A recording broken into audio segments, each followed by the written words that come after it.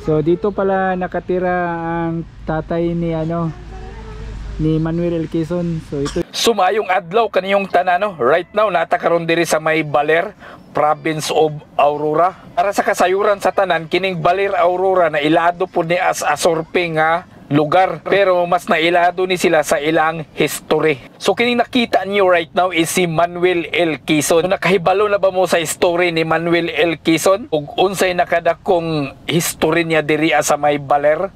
Manuel L. Quezon, widely known as the father of the Filipino language and the first President of the Commonwealth of the Philippines. So ingon ana ka bright ug karespetado si Manuel L. Quezon. So andito po tayo ngayon sa Museo de Baler.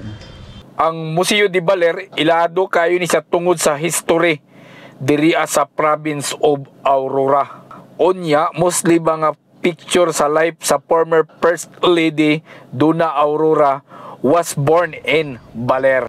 Unya kaning the Museo de Baler provides an account of Baler's rich history as well as artworks by local artists. So kung mga artworks ang istoryahan, grabe ang Baler. So ang question kung kanos gitukod ning Museo de Baler, ingon pa sa history na Blas Palomino ordered the construction of the church in 1611. Grabe kadugay. Unya ang second floor ani, Museum de Baler contains newly installed piece of visual art called Portrait of Fortitude. Ang isa sa mga local artist ani is si Sir Sherwin Paul Gonzales. Unya daghan pa jud kag makatunan ani kung musulod jud ka ani nga museum. So right now ang ilang entrance fee diri is 60 pesos. Dito ani mo mabasa tanan ang history nila sa Baler.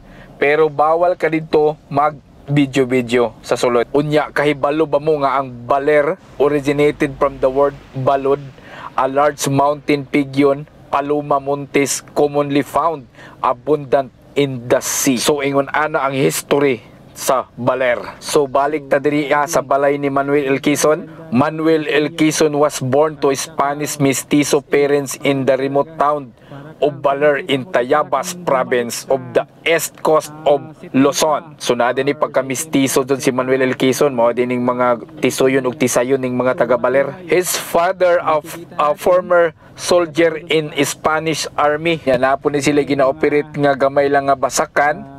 Pero nang dagko gid daw ni sila mga mestizo. Kuya jud bitaw lahi ning mga mestizo ay murag ako ba. Pero syempre proud Bisaya lagi apong kong dako ay. So kaning makita ninyo right now, mao ni ang bahay kubo. Kaning bahay kubo mao na jud ni mga traditional na ginapuy-an nato sukad pa sa unang panahon. Especially kitang mga namuyo sa probinsya, mao gini ato ang tulugan ang bahay kubo.